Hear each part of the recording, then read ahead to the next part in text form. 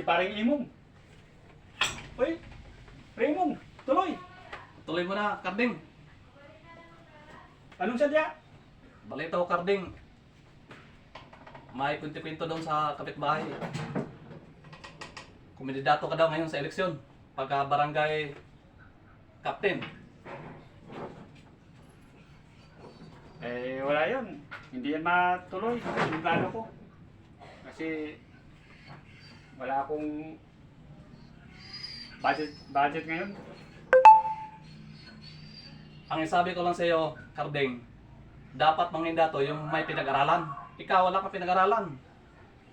Bobo ka. Eh,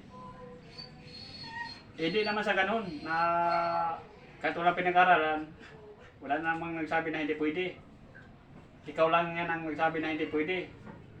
Pero ito tatandaan mo, pag ako ang manalo, una kong tatanggalin sa pisto ikaw. Sa sobra mong hambog at miyabang para magsahin ka ng buhangin. Kalokohan dyan, Karding.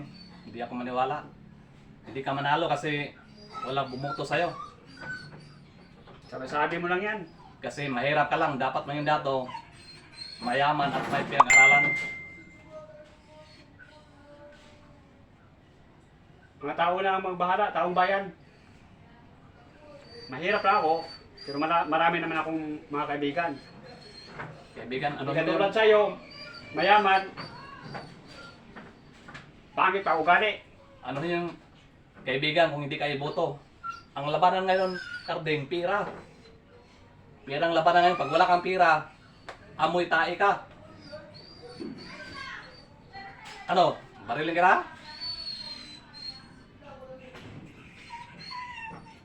Barilin kita ngayon. Ikaw,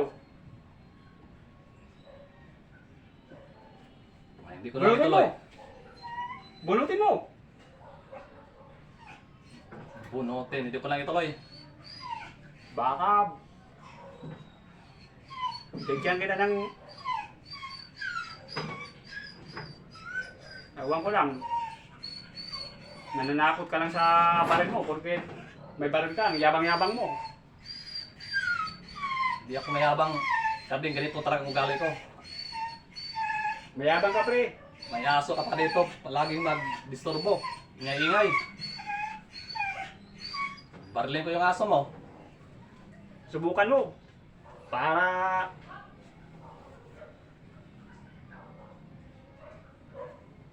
hanggat ano ka lang pre, hanggat salita ka lang.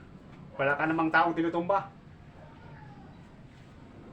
Wala daw akong tinutumba pero pag mapikon din ako, baka siyang babarilin ko. Mainit pa yung ulo ko.